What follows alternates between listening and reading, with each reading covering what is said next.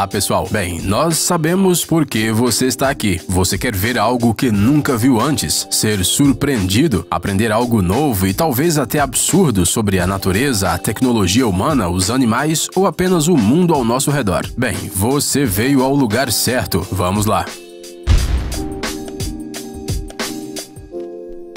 Capa da invisibilidade. Lembra do Harry Potter e de sua incrível capa de invisibilidade?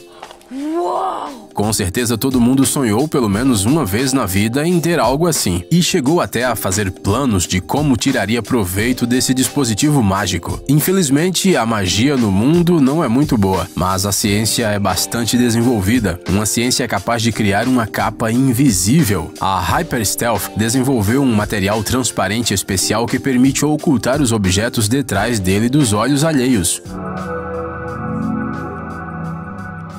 Vale a pena lembrar que esta empresa é especializada na criação de camuflagens e que esta nova tecnologia foi inventada para uso militar. O princípio do trabalho do material é baseado na lei de refração e nas peculiaridades da tecnologia das lentes lenticulares. Isso quer dizer que o material refrata a luz para que apenas objetos muito próximos ou muito distantes possam ser vistos. Então, se você estiver a uma certa distância, é como se você desaparecesse.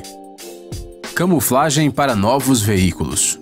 Antes que os novos carros sejam colocados à venda, eles são testados minuciosamente. Geralmente isso é feito em algum circuito fechado ou até mesmo em condições de laboratório, longe dos olhares indiscretos para que ninguém veja o novo produto antes da hora. Caso contrário, podem haver spoilers importunos. Imagine que você construiu um carro novo e que ele teve problemas durante os testes e todos ficaram sabendo. Seria um desastre para as vendas. Mesmo assim, os novos carros são testados nas vias públicas muito antes de aparecerem nas concessionárias. E para que ninguém adivinhe quais são os modelos desses veículos, uma camuflagem especial é aplicada à sua lataria. Isso é estranho? Claro que é, mas funciona. Torneios de cavaleiros na água. Certamente você imagina um torneio de cavaleiros nas melhores tradições medievais. Cavaleiros com belos escudos correndo um contra o outro, tentando derrubar o seu oponente da sela.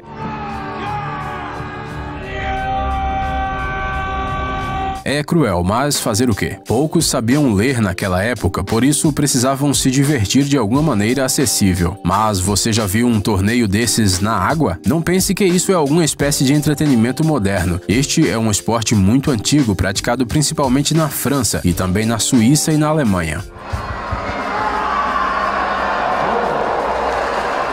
A ideia é bem simples. Os oponentes, armados com lanças e escudos, ficam cada um na polpa de um barco. O barco é propulsado por remadores ou, em alguns casos, um motor é usado. O objetivo é simples: derrubar o adversário na água e não cair junto com ele. As regras mais específicas podem variar de acordo com o país ou a região. A evidência mais antiga desses torneios foi encontrada em antigos baixo-relevos egípcios datados de 2780 a 2380 a.C. É claro que desde então esse esporte incomum passou por algumas mudanças, mas continua sendo bastante popular. E o mais importante, é divertido. Redes de bolhas. Alguns cetáceos usam redes para capturar suas presas. Não redes de pesca roubadas de humanos. Estamos falando das redes de bolhas que são usadas pelas baleias jubarte.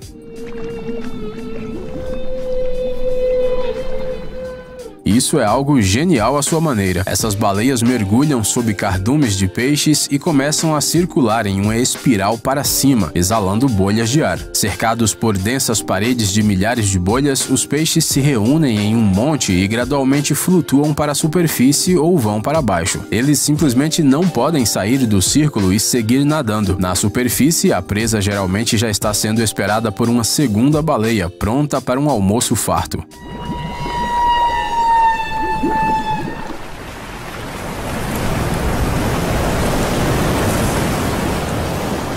Às vezes, as baleias capturam os peixes do fundo da rede, nadam até lá, abrem a boca e simplesmente engolem as presas junto com as bolhas. Essa incrível maneira de caçar pode ser registrada muito raramente, e portanto essas imagens têm um valor especial. Segundo os cientistas, a coisa mais impressionante sobre a pesca com bolhas é que os animais são ensinados a se comportarem assim. Nem todas as baleias jubarte caçam dessa maneira, e mesmo aquelas que sabem fazê-lo podem usar vários outros métodos, provavelmente dependendo do humor delas. Patinação no gelo fino. Patinar e até mesmo ficar parado no gelo fino é uma ideia muito perigosa. A qualquer momento a camada de gelo pode rachar e a pessoa pode cair na água, de onde simplesmente não poderá sair. No entanto, patinar no gelo fino é algo que o sueco Martin Nagel ama fazer. Normalmente a espessura do gelo não ultrapassa 5 centímetros, e para passar por ele é necessário um cálculo preciso. Mas Martin é um atleta e cientista que patina há muitos anos, então ele sabe exatamente o que está fazendo. Ele até escreveu alguns livros, incluindo um manual completo sobre física do gelo. Dizem que este é um manual realmente interessante para todos os que estão pelo menos um pouco interessados no gelo. Resumindo, Martin é um verdadeiro profissional. Não é de surpreender que os sons produzidos pelo gelo debaixo dos pés desse cara soem sobrenaturais e encantadores.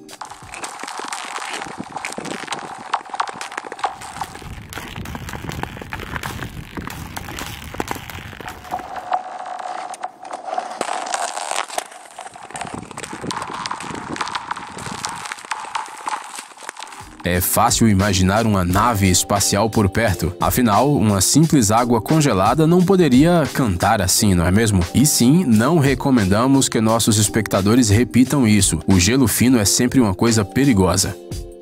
Moinhos de vento antigos. Moinho de vento.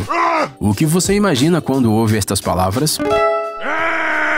Talvez um campo, talvez tulipas ou alguma outra coisa bem clichê, mas a verdade é que os primeiros moinhos de vento do mundo foram inventados na Pérsia por volta do século V d.C. A ideia se espalhou por todo o Oriente Médio e pela Ásia, e só depois chegou à Europa. A maioria dos antigos moinhos foi construída há muito tempo e somente no Irã ainda podemos encontrar um sistema criado no século 7 a 10, que ainda funciona. Esses moinhos estão localizados na cidade de Neshtefan, a 30 km da fronteira com o Afeganistão. Esta região é caracterizada por ventos fortes de até 119 km por hora. Desde os tempos antigos, há aqui cerca de 2 dúzias de moinhos de vento de até 20 metros de altura. Para sua construção foi utilizada madeira em combinação com argila e palha. Pois é, isso não parece particularmente tecnológico, mas naquela época esse era um design excelente. Cada um dos moinhos de vento consiste em 8 câmaras rotativas com pás. Ao girar com a força do vento, as pás movimentam o eixo principal e as vibrações deslocam os grãos. Apesar do vento forte, a energia gerada não seria suficiente nem mesmo para acender a lâmpada mais fraca, mas os criadores desses moinhos não tinham a menor ideia do que era a eletricidade. No entanto, eles sabiam que o grão precisava ser moído e os moinhos resolviam esse problema. Hoje em dia, a condição desses antigos moinhos é monitorada por apenas uma pessoa. Ele se chama Mohammad Etebari. No entanto, ele já está velho e não encontrou um sucessor. Isso ocorre porque esse tipo de moinho não é eficaz o suficiente para o mundo moderno. Então é provável que esses dispositivos antigos parem de funcionar para sempre muito em breve.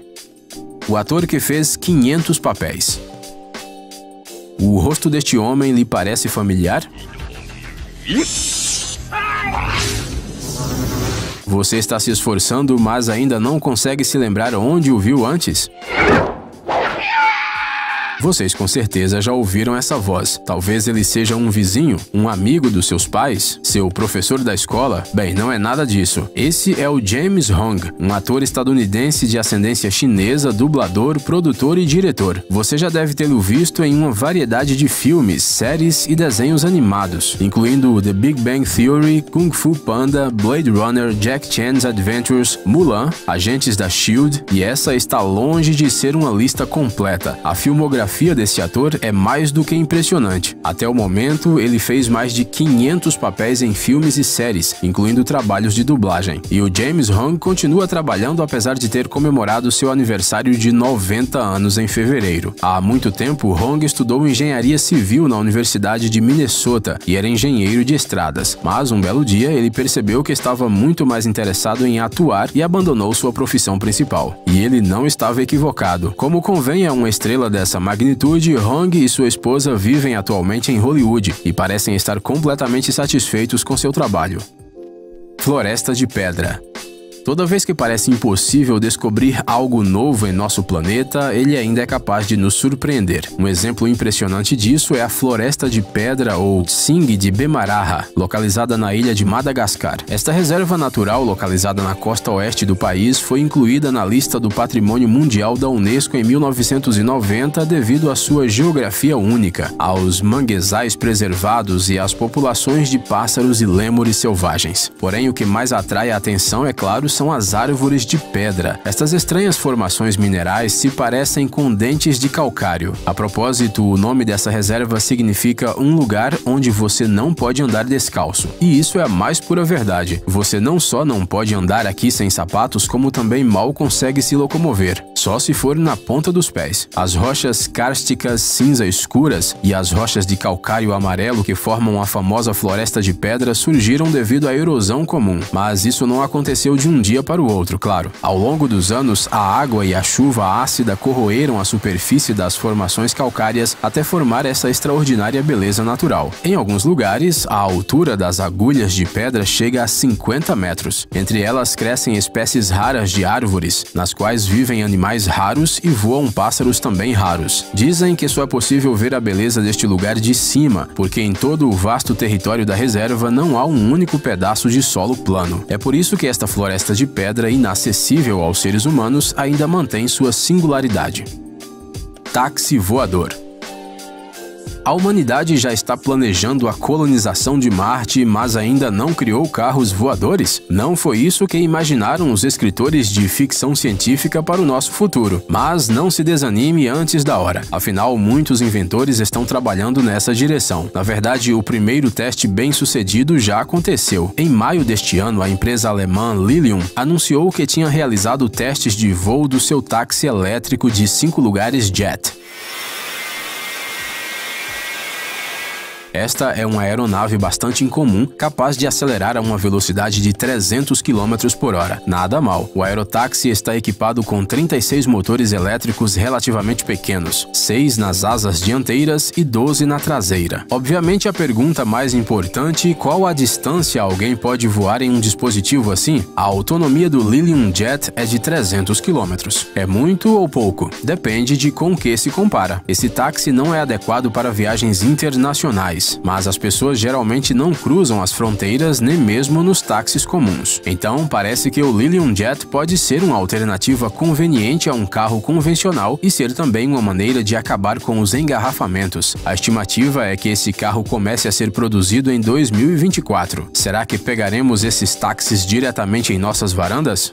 Ei, amigão! Você quer conhecer algumas tecnologias novas e uns gadgets legais? Sua mente já está no futuro? Você adora máquinas enormes e não pode imaginar sua vida sem robôs? Então dê uma olhada no Tech Zone e veja um monte de vídeos sobre essas coisas.